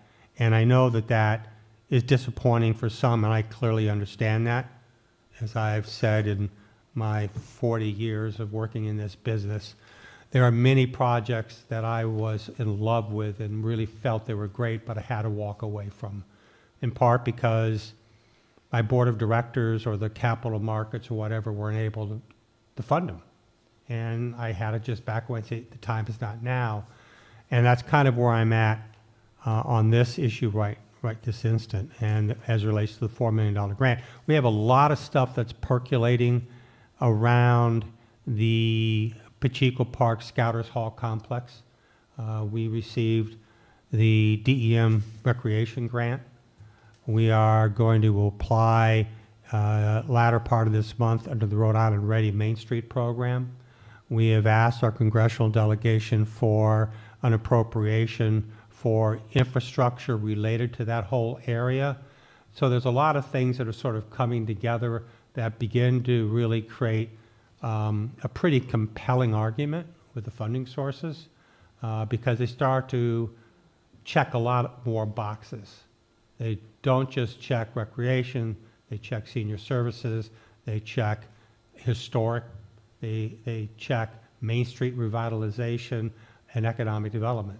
And all of a sudden now, this kind of project starts to really appeal to the funding sources, and that's what has got me motivated. Now, I was always motivated, but it's what's got me really focused on taking this direction. But the administration can't go in this direction unless the council basically says, let's pivot. Let's get this thing done, which is my theme, get it done. There still is an outstanding issue, and when I talked to the Hollowell Committee, I think maybe back when I used to actually drink wine, I've stopped it now. I came up with a bunch of crazy ideas of things that we could do at Hollowell. There's all sort of cool, whether they're realistic or not, I don't know. What we will do, however, is that we do have a $1 million grant as it relates to Hollowell. And that $1 million grant is for recreation, passive recreation. It's very clear. And I am in the process of writing the narrative of Hollowell for our funding sources so we can make sure we get that money committed, because that grant's sort of not been all the T's crossed and the I's dotted. So we're working on a concept over that. The idea would be to use the full $1 million for passive recreation at Hollowell, because I think that that's where it belongs. I don't think we can use the full $1 million, and I don't think we're going to be able to use a hybrid model where we use a little over here and a little bit over there. That appropriation was very specific for Hollowell. There's a process we theoretically can go through with our congressional delegation to move it, but to me, there's a pretty neat ideas that we can work on Hollowell to preserve Hollowell as a place of a resource for this community in a passive recreation way, and God knows that area needs it, because there's also a lot of environmental restrictions up in that property. So, a long story short, I'm asking the council to, in your package as a resolution, to basically say, pivot. And until the council takes that action, we can't pivot. We need to immediately do an environmental review on the Scouters Hall site in order to make the federal grant available. We've got quite other few things that we have to tee up to get the money done. But I can't do any of that as long as this hangs out, sort of, if you will, kind of in, as I see it, kind of in limbo for reasons that we don't control. We just don't control them.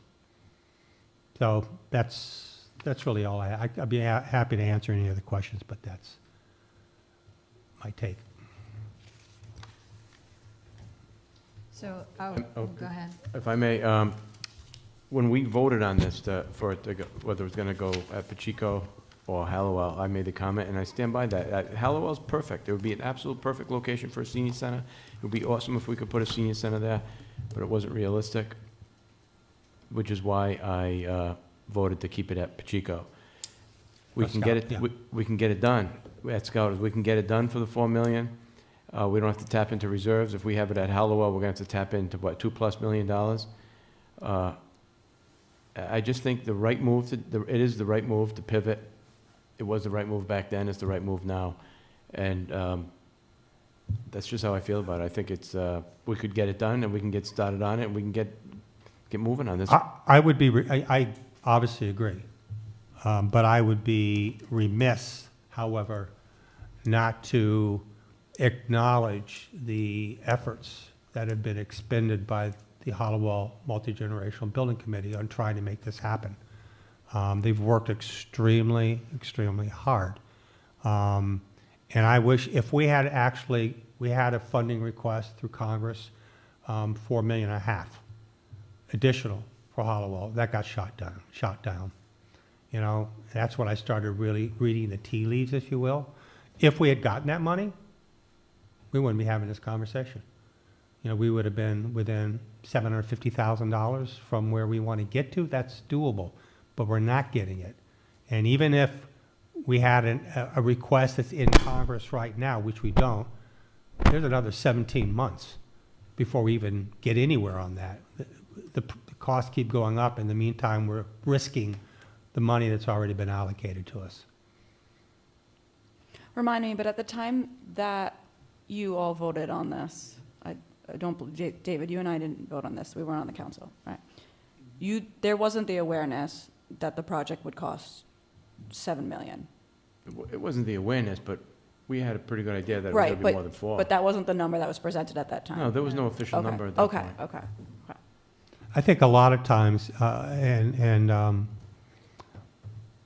there was some work done on Scouters project through BH&A.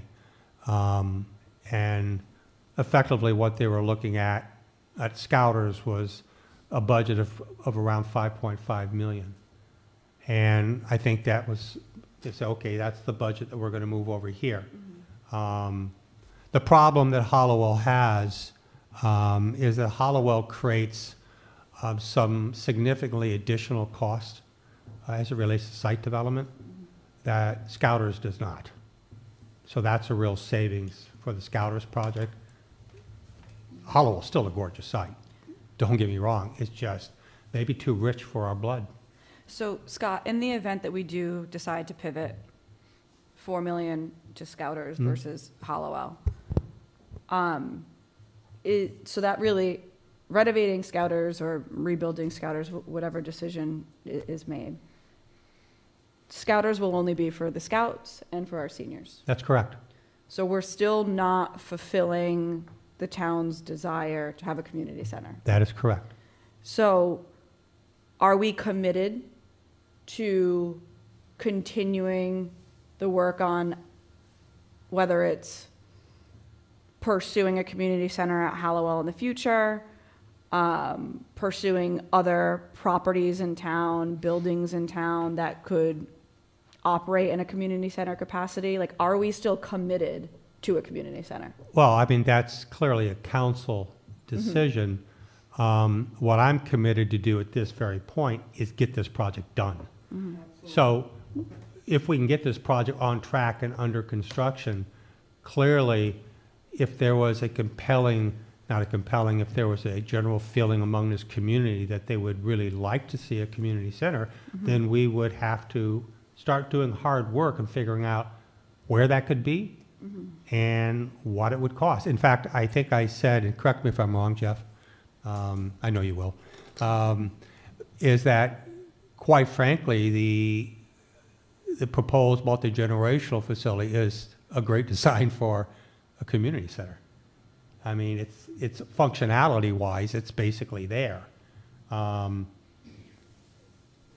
just don't want to muddy the waters because we have very limited bandwidth right now in being able to manage another project. And I would just like to get through, the weeds first on what we have on the table, which is get the public safety complex built and get Scouters under construction. I think Scouters could be under construction by spring of next year. That's my goal. And then all of a sudden, we could take a pivot at that point, take a hard look at some other issues that this town wants. I have my own personal ideas to where I'd love to see a community center, but I'm not going to mention that. But I don't think we throw out the idea, Councilwoman, but I think there's a timing issue that we have to be very careful and not overreach. No, agreed. But there were a number of residents who advocated for a community center at Hallowell, and I don't want to undermine their voices and, the collective interest in a community center for our community. So I think that we do keep that on the radar, that in the event we do pivot from Hallowell to Scouters, that a community center is still something that we have to prioritize given the demographic of our community and the growth of our population. Additionally, I would be more comfortable supporting this resolution if I felt as though we were doing more at Hallowell than just allocating the $1 million recreational grant. Given the work that's already been done for Hallowell, I think taxpayers have invested close to $1 million in the Hallowell project. Yep, demo So- and remediation.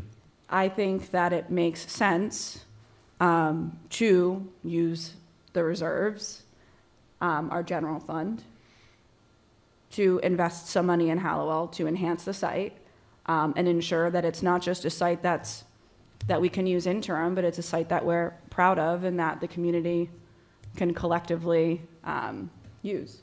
What we will be doing, although this is about Hollowell and the resolution regards Scouters, but I understand their connection. What we are doing as the administration is coming together with a conceptual narrative and budget as passive recreation for Hollowell to fit the grant, because that's what the grant can be used for. Once we get that, at least get that into the pipeline and the box checked so we can say, okay, we're all set. Then it's clearly the intention of the administration to start reaching out and getting input from others in terms of what our narrative says and how other people could see maybe some additional things. What we will be doing as part of that narrative for the recreation grant is putting together a budget, given what the narrative and build out would be. And then I think we'll be in a better position to say, okay, what more can we do? My main point, I just want to make sure we lock down that $1 million grant now. Yes. And we don't lose it. So we have to get stuff done, put it away, then we can open up for more of a conversation. Okay. And then as you do develop a narrative or a more comprehensive narrative of Hallowell, I think that if the Hallowell committee still wants to be involved, that we should be partnering with them. Yeah. But additionally, I think Parks and Rec needs to be Yeah. heavily involved in developing a vision for that space, especially given, Anne Lily's involvement in the community garden.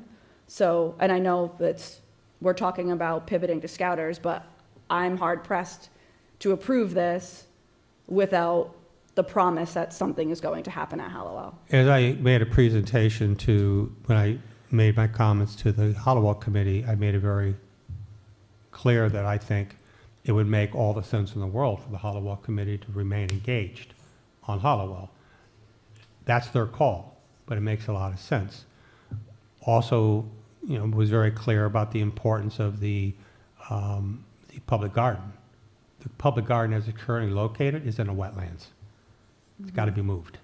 But that's okay. It could be part of a grander plan for that area. So the $1 million is going to be invested in Hollowell, period. It has to be. So there's at least money on the table now to jumpstart it. Maybe it can be looked at in a couple phases. Maybe using general funds. That's the town council's decision. But trying to get at least the $1 million invested in a way consistent with the grant, without precluding future uses, other options that we have to build out that site. May I comment? I think it's great we're talking about possibly, what we're going to do at Hallowell, but we got to keep our eyes on the ball, take care of our seniors. They haven't had a place. They need a place. Linda said something to me a long time ago, and she said, I didn't have a high school when I was a kid, and I don't have a senior center now that I'm a senior. And keep our eyes on the ball. Yeah. Let's get the seniors. Let's get this done for the seniors. Let's get this place done for the seniors and move on. Then we can fix whatever we got needed. And that's I want to be very clear, that's my focus too. But what I'm saying on the other side, we have this other grant. So I don't want to lose that either, so we can go on two separate paths. But clearly, my goal is to working with the council to get Scouters under construction. Well, in a year. Scouters is for scouts and seniors. And seniors. And Absolutely. seniors make up about 30% of our population in town, right? So there's still another, 70% of people that we need to Yeah, think but how about many as of those well. people would actually use, how many seniors would actually use a senior center compared to how many regular people? I don't know would how actually many use it? seniors would use a senior A center lot. because we don't have No, a our lot. data thing set up yet, so. She has incredible attendance. No, I agree. I agree that we need to keep our eye on Scouters. I agree with this. But what I'm saying is we cannot lose sight of the rest of the population in town.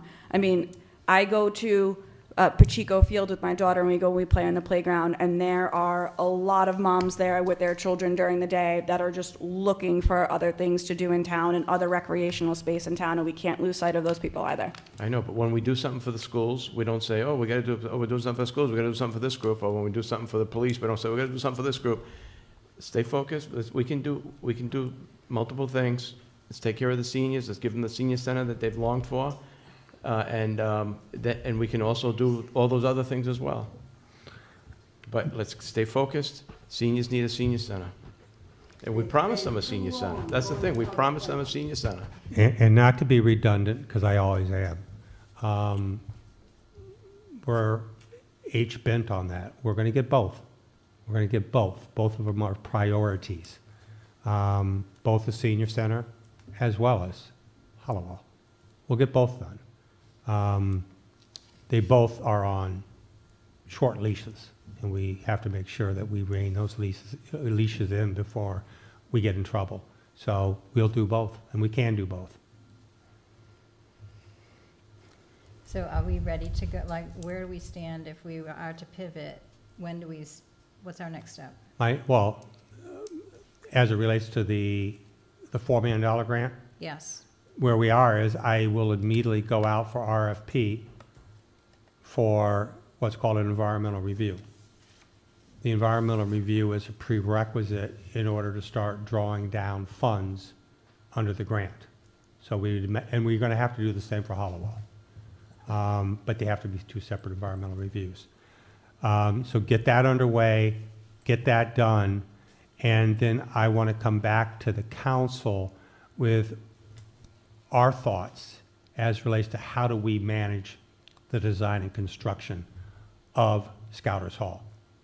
I mean, the BHNA analysis on Scouters effectively was saying you should probably demolish it and build new. That it's more cost effective. And that may be, in fact, true. I just want to make sure real comfortable that that is the best solution. It probably is, but I want to double check that. But then there's a whole different way. How do we approach the design and building on this? And I have a different idea as to how to do that. It's neither here nor there. That will be immediately in conjunction with the environmental review that we have to complete. Once that's all done, then we always start engaging on the design side, get this thing done. And when we hire a design build team, we will do so with a clear understanding. This is what your budget is. Build it for the budget. We don't want any, surprises here. And whatever we can build for the $4 million is what we build. But I also want to make sure that we design into this the ability, because I'm sure the $4 million isn't going to give us all the bells and whistles we want. But at least design in the concept additional expansion options that give us the ability to add a room, to do this or do that when money's available. But at least walk out of this with a core building that can meet the needs of the seniors and the scouts. That's the bottom line.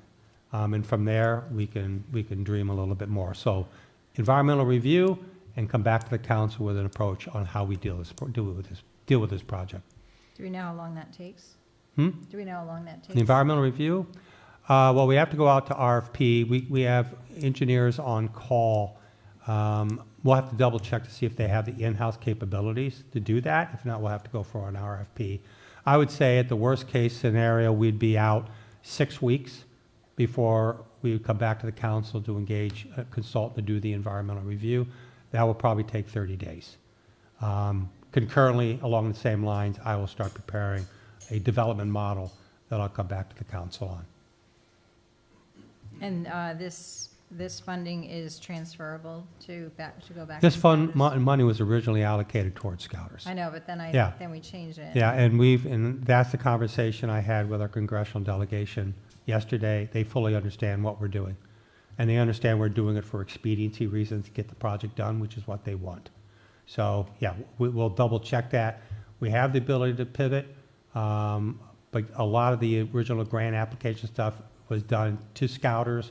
We made a pivot later on, but they're still looking at it as a Scouters project. So there will be no fallout from that transition. They understand why we're doing it. Anyone have any other questions?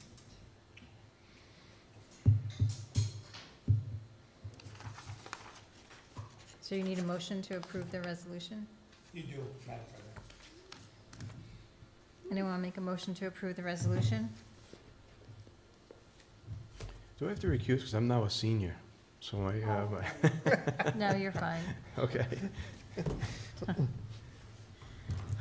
I'd like to make a That's why you're looking for a motion. senior center.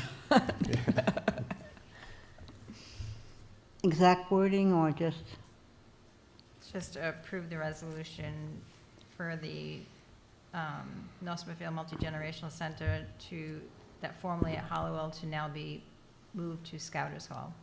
You want to say so moved? so moved. Anyone want a second? I'll second. We have a motion and a second. Any other questions? Roll call, please. Mr. Biragad. Yes. Mr. Christopherow. Yes. Mrs. O'Hara. Yes. Mr. Punchak. Yes. Ms. Alves. Yes. Can we never have that conversation ever again? The Scouters to Hallowell, to Hallowell, to Scouters, to Scouters to Hallowell, and back and forth and back and forth.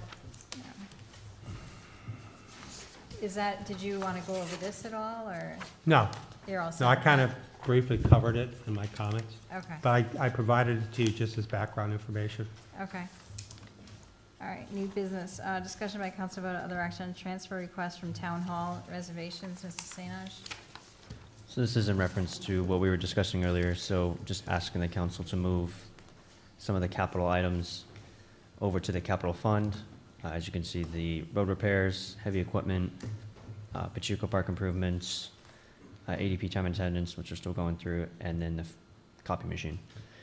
And then we'd be moving the funds that we have set aside in reserves for the revow that we have, because that's usually around 200K. And then the vacation and sick payouts would go to its own fund as well. We usually will put in a request in the budget for vacation and sick payouts, and then sometimes they just decide to stick around. So instead of us charging the taxpayers again for that, we'll move it over to it. We'll make a fund for it. And these were all vetted through the auditor, and they said this is all a good idea. So how do you use these going forward then? So how So- would that work? So anytime there's any type of contract, or if the department head needs to go buy large equipment, we'll go through the proper procurement procedures, and then obviously with council approval, because it'll be a large capital item, and then we'll purchase it. It'll be in its own fund instead of Fund 101. Okay, Does that answer your question?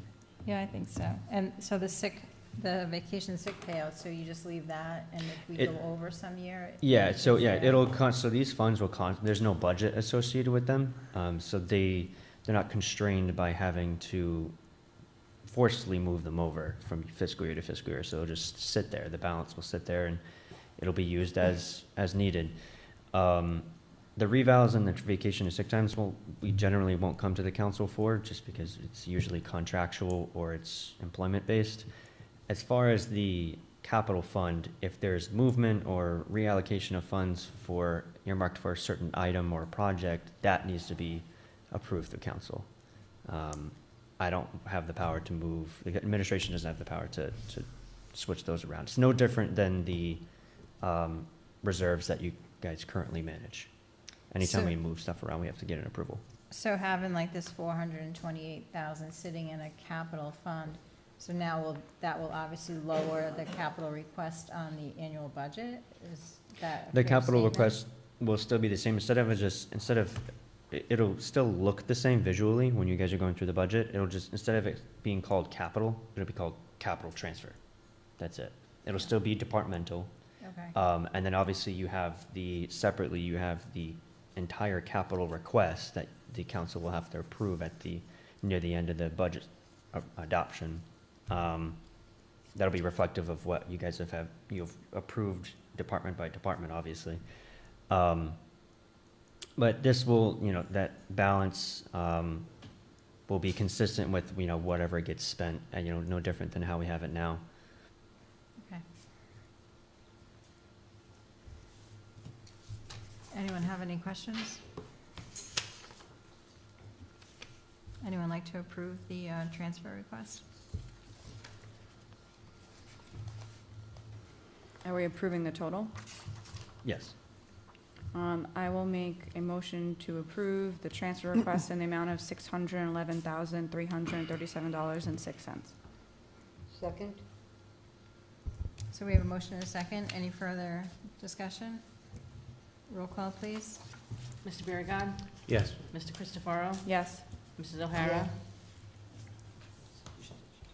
I think she said yes. Okay. Yes. Sorry, Mr. Punchak. Yes. Ms. Alves. Yes. Open forum pursuant to 42-46-6D, maximum 3 minutes per person. Would anyone like to speak at this time? Yeah.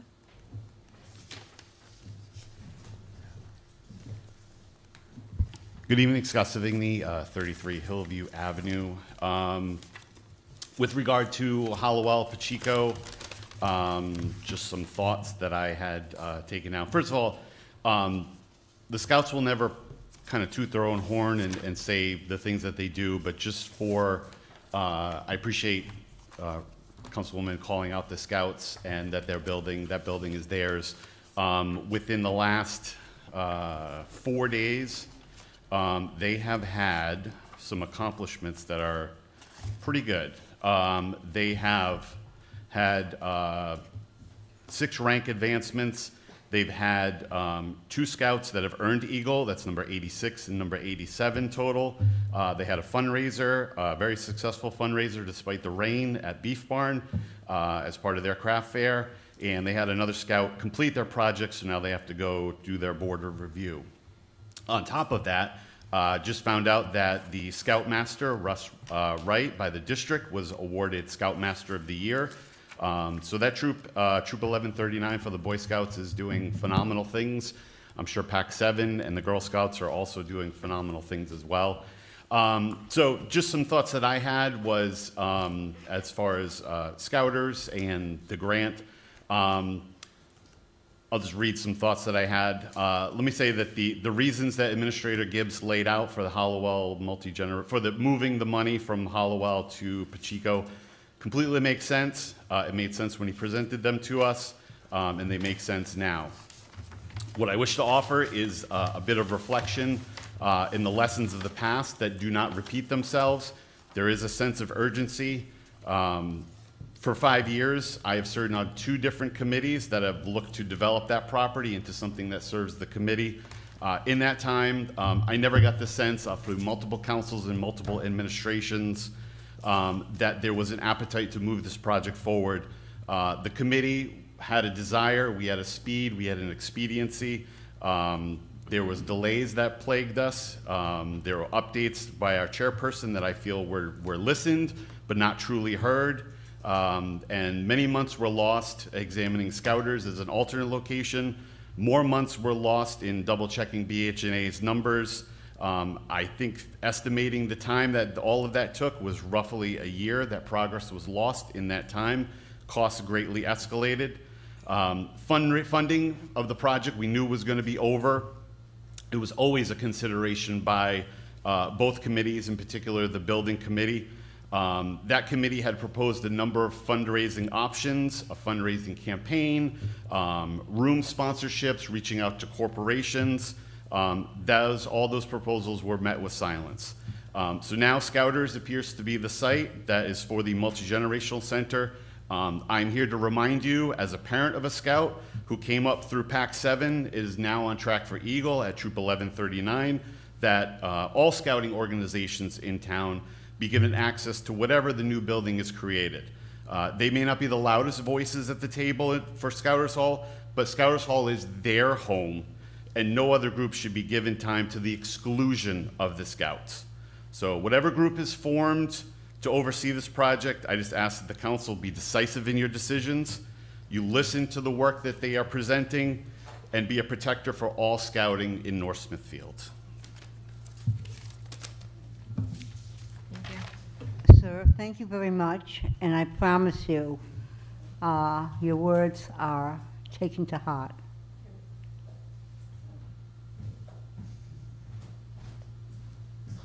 I have a statement to read on behalf of a resident.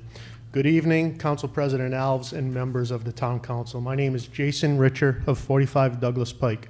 Due to my disability, I am unable to attend tonight's meeting in person and have requested this statement be read as a reasonable ADA accommodation. I am writing to strongly oppose any further mediation or consideration of an overlay district for Pound Hill Realty in material sand and stone, while they are openly and deliberately violating our zoning laws and environmental laws. The quarry had a drill rig delivered on April 30th, 2026 onto the prohibited 4-acre buffer lot and was actively preparing to blast land that was explicitly restricted to buffer purposes only. As of 2 p.m. on May 1st, 2026, they were still excavating and drilling on the restricted parcel. This morning, May 4th, 2026, drone footage shows the drill rig and a pickup truck are still present on the 4-acre buffer lot.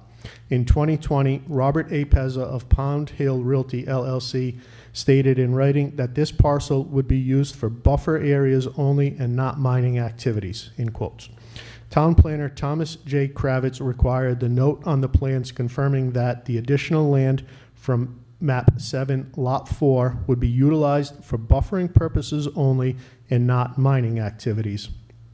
Town planner Kravitz later confirmed he received significant pushback from within the town when he attempted to enforce the buffer-only restriction on the plans. Miss Janine Jolly, who sold this 4-acre parcel to the quarry with clear understanding it would serve only as a buffer, has now seen that buffer lot stripped of trees. Her once peaceful and secluded wooded property is now left directly on the edge of active quarry operations, exposed to constant noise, a horrendous view of quarry activity, and wind-blown fugitive dust. This is a clear, intentional, and ongoing violation of North Smithfield Zoning Ordinance Section 340-2.6, which strictly prohibits the expansion or intensification of nonconforming uses. It is also a direct and continuing violation of the court-ordered status quo that remains in full effect from the December 2023 Superior Court summary judgment. I filed a formal zoning complaint on May 1st, 2026, with photographic evidence of the drill rig on the buffer lot. Councilor Punchak informed me Friday morning that Town Administrator Gibbs had directed Zoning Officer Leo Cody to inspect the site. As of this morning, the town has provided no response of a work stoppage or enforcement actions. Additionally, on May 3rd, 2026, drone footage I captured clearly shows wind-blown fugitive dust emissions rising from the Pound Hill Quarry and drifting into the adjacent residential neighborhood, providing further evidence of ongoing violations of the Clean Air Act and Rhode Island General Law 23-23-31, Fugitive Dust Control in Extractive Industries. I was wondering if you were timing me. I didn't. In addition, after the quarry was forced to construct new retention ponds and berms in 2024 to stop contaminated processed water from flooding the adjacent WS&G Superfund site, they are now actively using that same polluted processed water to wash Pine Hill Road. This contaminated runoff is entering the waters of the state through the storm drain directly in front of Councilor Rebecca D. Cristofaro's house. Notably, Councilor D. Cristofaro has remained conspicuously silent on this ongoing violation occurring directly in front of her own property. Despite multiple complaints to DEM, the department has failed to inspect or investigate. This is a direct violation of their no discharge permit in the Federal Clean Water Act. The town cannot legitimately continue mediation or consider any special overlay while the applicant is openly defying written commitments made to the town, our zoning ordinance, a standing court order, and federal environmental law. Doing so would reward illegal behavior and undermine the rule of law. I respectfully demand that the council immediately direct the town to enforce its own zoning ordinance, the court's order, and the Clean Water Act by issuing a stop work order on the buffer lot, ordering the quarry to immediately stop using contaminated processed water to wash Pine Hill Road, and halting all further mediation. Thank you for your time and for upholding the zoning laws, court orders, and environmental protections you are sworn to enforce. Signed, Jason Richer. Anybody else? I would just like to quickly respond to that. I wasn't aware that the water that's running off in a drain in front of my home is contaminated, and if it is contaminated, I guess that's something that the town needs to look into. I see water runoff regularly, and I was not aware that it's contaminated water. Can, Linda, thank you.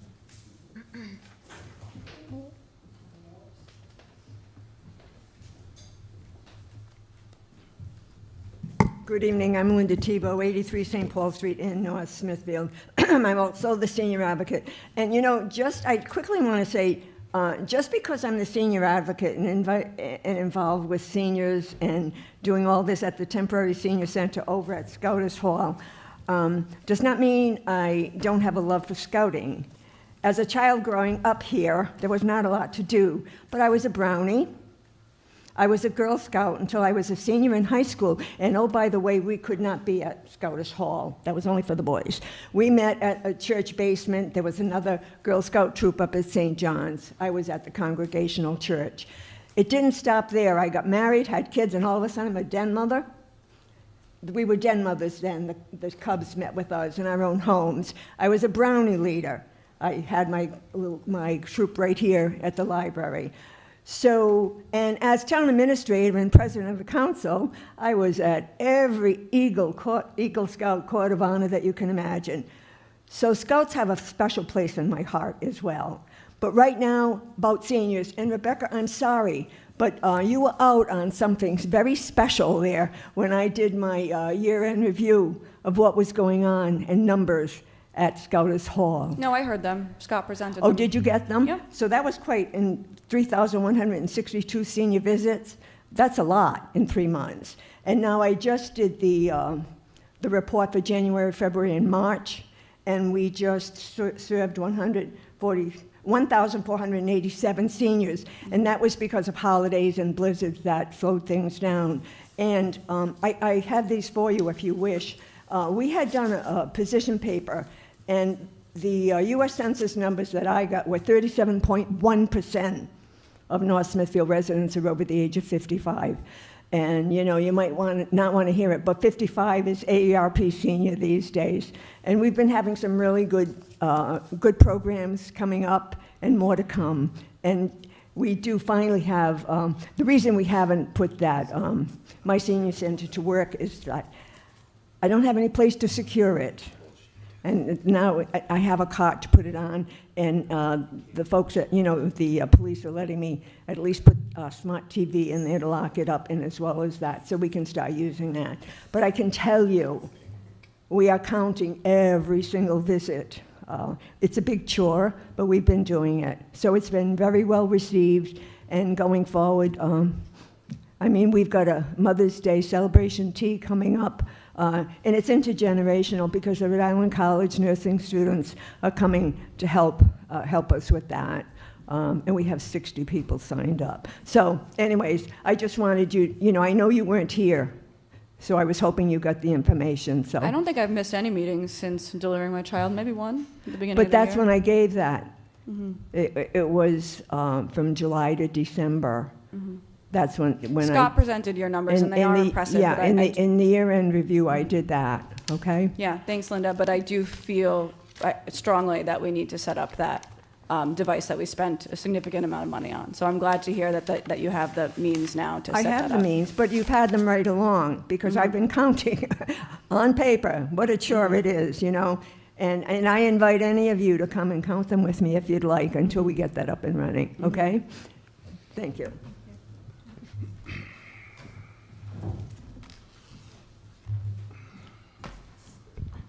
Jeff Porter, 6 Country Way.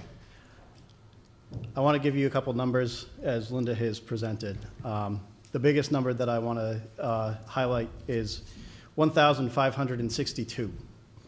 Those are the hours that the Hallowell Review Committee and the Hallowell Multi-Generational Building Committee has spent.